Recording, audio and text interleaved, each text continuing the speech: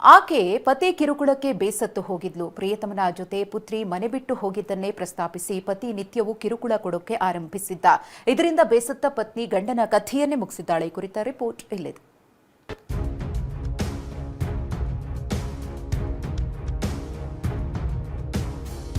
ಈ ಫೋಟೋದಲ್ಲಿರೋ ಈತನನ್ನೊಮ್ಮೆ ನೋಡ್ಬಿಡಿ. ಹೆಸರು ಮುರುಗೇಶ್. ಬೆಂಗಳೂರಿನ ಬೊಮ್ಮನಹಳ್ಳಿಯ ಹೊಂಗಸಂದ್ರ ನಿವಾಸಿ. ಕಿರುಕುಳ ಕೊಟ್ಟು ಹೆಂಡತಿಯಿಂದಲೇ ಹತ್ಯೆಯಾದವ. ಈಕೆ ನೋಡಿ, ಪತಿಯನ್ನೇ ಕೊಂದಿರೋ ಪಾಪಿ ಪತ್ನಿ. ಹೆಸರು ಲಕ್ಷ್ಮಿ.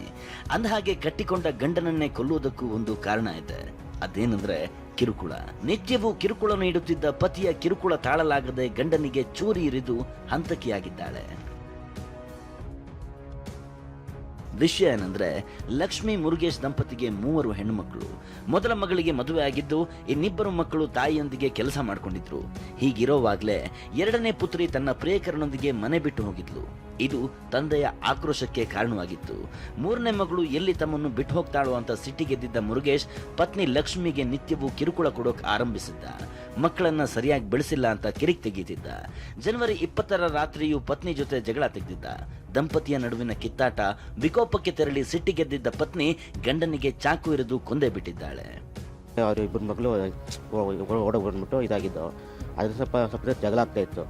ಆಮೇಲೆ ಸದ್ಯಗೆ ಅವ್ರ ಮಗಳು 3ನೇ ಮಗಳೂ ಓಡೋಯ್ತು ಅಂದ್ಬಿಟ್ಟು ಅವ್ರು ಸ್ವಲ್ಪ ಕಿರಿಕಿರಿ ಆಗ್ತಾ ಇತ್ತು. ಆಮೇಲೆ ಏನಾಗ್ತಿಲ್ಲ. ಇವಾಗ ರೀಸೆಂಟ್ಲಿ ಮೊನ್ನೆ ಏನೋ ಮಾತುಕತೆಯಲ್ಲಿ ಜಗಳ ಆಗಿದೆ.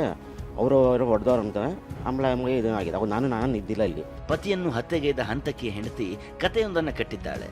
ಏನದು ಅಂತ ಸ್ಥಳೀಯರೇ ಹೇಳ್ತಾರೆ, ಕೇಳಿ. ಆ ಅಮ್ಮ ಡ್ಯೂಟಿಗೆ ಹೋಗಿ ಬಂದಿರೋದು, ಏನೋ ಗಂಡ ಇಂದ ಜೋಳ ಅಂತ ಅಂದ್ಬಿಟ್ಟು ಪಕ್ಕದಲ್ಲಿ ಮನೆಯವ್ರು ಬಂದು ನನ್ನ ಹತ್ರ ಆಟೋ ಕೇಳಿದ್ರು. ಏನೋ ಹುಷಾರಿಲ್ಲ, ಇಬ್ಬನಿಗೂ ಬ್ಲಡ್ ಬಂದುಬಿಟ್ಟಿದೆ ಅಂದ್ಬಿಟ್ಟು ಆಂಬುಲೆನ್ಸ್ಗೆ ಫೋನ್ ಮಾಡಿದ್ರು. ಅದು ಪ್ರೈವೇಟ್ ಅವ್ನು ಬಂದ, ನೋಡ್ದ. ಅವ್ನು ನೋಡಿಬಿಟ್ಟು ಡೆತ್ ಆಗಿದೆ, ನಾನು ತಗೊಂಡೋಗಲ್ಲ ಅಂದ್ಬಿಟ್ಟು ಹೋಗ್ಬಿಟ್ಟು ಅವನು. ಆಮೇಲೆ ಬಂದು ಪೊಲೀಸವ್ರಿಗೆ ಇನ್ಫಾರ್ಮೇಷನ್ ಕೊಟ್ಟರು. ಅದು ಬಂದಮೇಲೆ ಪೊಲೀಸವ್ರು ಬಂದು ಎಲ್ಲ ಬಂದು ನೋಡಿಕೊಂಡು ಆಯಮ್ಮನ ಕರ್ಕೊಂಡು ಕೇಳಿದ್ರು. ನಾನು ಮಾಡಿಲ್ಲ, ಆಯಪ್ಪನ ಮಾಡಿಕೊಂಡು ಹಂಗೆ ಅಂತು.